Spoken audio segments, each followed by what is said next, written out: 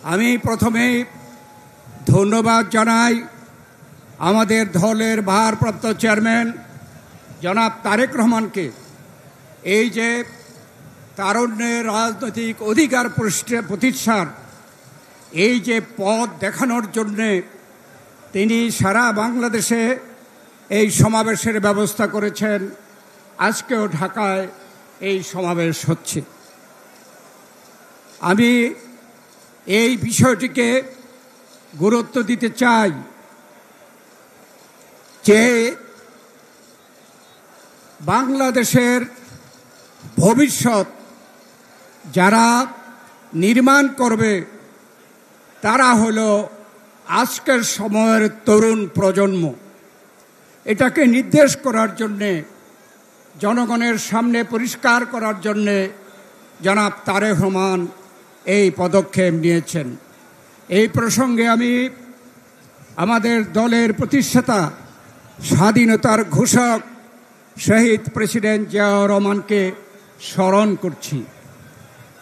তিনি যখন এই জাতীয়তাবাদী যুবদল, ছাত্রদল, স্বেচ্ছাসেবক দল তিনি সংগঠিত করেন, আমি তখন তার সেই জাতীয়তাবাদী দলের কমিটিতে প্রথম ছাত্র বিষয়ক সম্পাদক হিসাবে প্রায় সব সমাবেশে আমি উপস্থিত ছিলাম।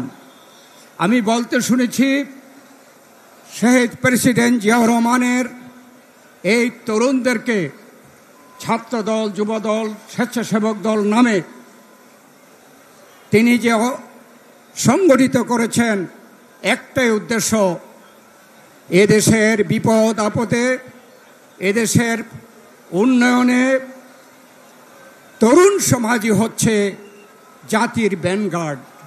অর্থাৎ সকল কিছুর সামনে থাকবে এই তরুণ সমাজ। শহীদ প্রেসিডেন্ট জিয়াউর রহমানের যে উদ্দেশ্য ছিল, আজকে আমরা দেখতে পাচ্ছি ভবিষ্যৎ এই বাংলাদেশের কর্ণধার তারেক রহমানও ঠিক একইভাবে চিন্তা করছেন। তাই আজকে আমরা বাংলাদেশের যে বর্তমান রাজনৈতিক প্রেক্ষাপট, এ বিষয়ে আমাদের এই তরুণ সমাজকে, তাদেরকে সাবধান হয়ে অগ্রসর হয়ে যথাযথ ভূমিকা রাখার জন্য এই দিনে আমরা তরুণ সমাজের কাছে আবেদন জানাই। আজকে বাংলাদেশের কি অবস্থা? আমরা গত 15 বছর সেই সময়ের যে স্বৈরাচারী ফ্যাসিস্ট সরকার ছিল তার বিরুদ্ধে আন্দোলন করতে গিয়ে আমাদের নেত্রী, দেশনেত্রী বেগম খালেদা জিয়া বিনা কারণে তিনি একটি মিথ্যা মামলায় শাস্তিপ্রাপ্ত হয়ে জেলে গিয়েছেন, অসুস্থ হয়েছেন। আমাদের ভারপ্রাপ্ত চেয়ারম্যান তারেক রহমান বানোয়াট মামলায় শাস্তিপ্রাপ্ত হয়ে বিদেশে থাকতে বাধ্য হচ্ছেন। আমাদের সিনিয়র নেতাদের থেকে শুরু করে আমাদের তৃণমূল নেতা পর্যন্ত এমন কেউ নাই যারা মামলার আসামি ছিলেন না, যারা জেল খাটেন নাই, নির্যাতিত হন নাই। এবং আমরা দাবি করতে চাই, আমাদের সেই 15 বছরের আন্দোলনের চূড়ান্ত পর্যায়ে 2024-এ যে ছাত্র গণ অভ্যুত্থান হয়েছে তারই চূড়ান্ত এই অবস্থা। এবং সেই ছাত্র গণ অভ্যুত্থানে স্বৈরাচারের পতন হয়েছে, তারা স্বেচ্ছায় দেশ থেকে পালিয়ে গেছে। আজকে যে সরকার প্রতিষ্ঠিত, এই সরকারি সেই আন্দোলনের ফসল। আমরা প্রত্যাশা করেছি, প্রথম থেকে এই সরকারকে আমরা সমর্থন সহযোগিতার আশ্বাস দিয়ে প্রত্যাশা করেছি যে এই সরকার যে ওয়াদা করেছে যে তারা জনগণের কাছে তাদের অধিকার ফিরিয়ে দেবে, সেই অধিকার অতি দ্রুত ফিরিয়ে দেওয়ার জন্য আমরা আশা করেছিলাম। প্রায় 10 মাস অতিক্রম করছে, আমরা দেখছি জনগণের অধিকারের মধ্যে সবচেয়ে গুরুত্বপূর্ণ অধিকার হচ্ছে ভোটের অধিকার। সেই ভোটের অধিকার প্রতিষ্ঠা করার জন্য, দেশে গণতন্ত্র পুনঃপ্রতিষ্ঠা করার জন্য এখন পর্যন্ত কোনো পদক্ষেপ নেয় নাই।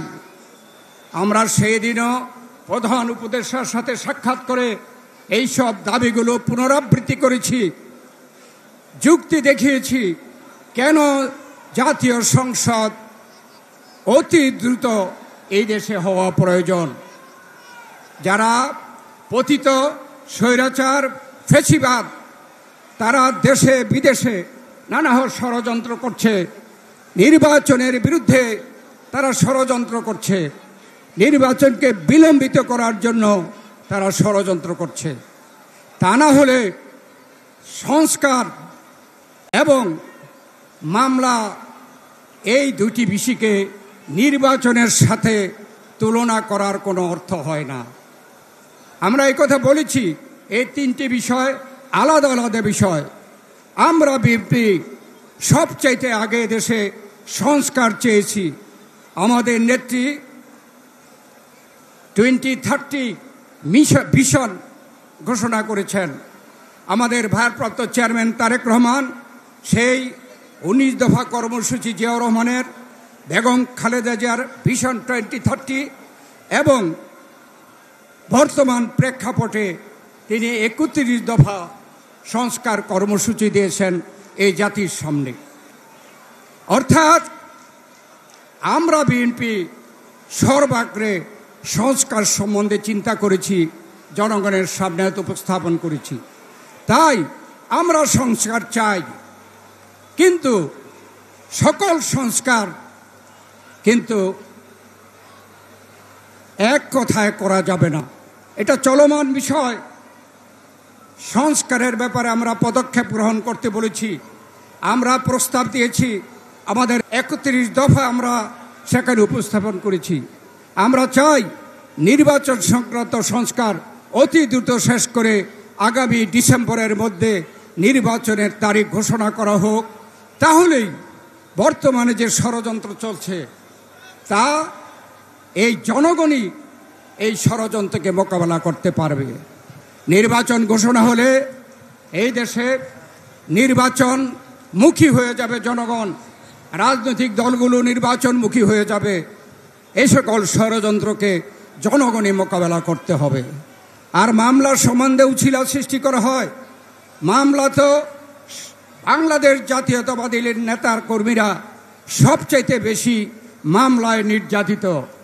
আমরা তো মামলা আরও জোরদারভাবে এই মামলা পরিচালনা হোক এবং বিচার হোক, এটা আমরা চাই। এই বিচারের সাথে নির্বাচনকে সম্পৃক্ত করার কোনো অর্থ হয় না। আমরা সেই দিন প্রধান উপদেষ্টার কাছে কথা দিয়ে এসেছি, বাংলাদেশ জাতীয়তাবাদী দল যদি ভবিষ্যতে ক্ষমতায় আসে তাহলে এই সংস্কার এবং মামলার বিচার জাতীয়তাবাদী দল অত্যন্ত গুরুত্বের সাথে তা করবে। সেই জন্যে জাতীয় সংসদ নির্বাচনকে বিলম্বিত করার কোনো যুক্তি নাই। তাই আজকেও এই তরুণ সমাজের কাছে আমাদের আবেদন, এই সকল মূল দাবিতে এই বাংলাদেশকে নেতৃত্ব দেওয়ার জন্য আজকে যারা উপস্থিত হতে পারে নাই, বাংলাদেশের সকল তরুণ সমাজের কাছে আহ্বান, আপনারা একটি সুন্দর এবং একটি নিরপেক্ষ নির্বাচনের মাধ্যমে জনগণের সরকার, সেই সরকারের মাধ্যমে এদেশের স্বাধীনতা, সার্বভৌমত্ব, গণতন্ত্র, উন্নয়ন, শান্তি প্রতিষ্ঠা হবে। এই লক্ষ্যে আপনারা এগিয়ে যাবেন, এই আহ্বান জানিয়ে আপনাদের সকলকে ধন্যবাদ জানিয়ে আমি আমার বক্তব্য শেষ করছি। আল্লাহ হাফেজ। বাংলাদেশ জিন্দাবাদ, বাংলাদেশ জাতীয়তাবাদী দল জিন্দাবাদ, শহীদ প্রেসিডেন্ট জিয়াউর রহমান অমর হোক, বেগম খালেদা জিয়া জিন্দাবাদ, তারেক রহমান জিন্দাবাদ।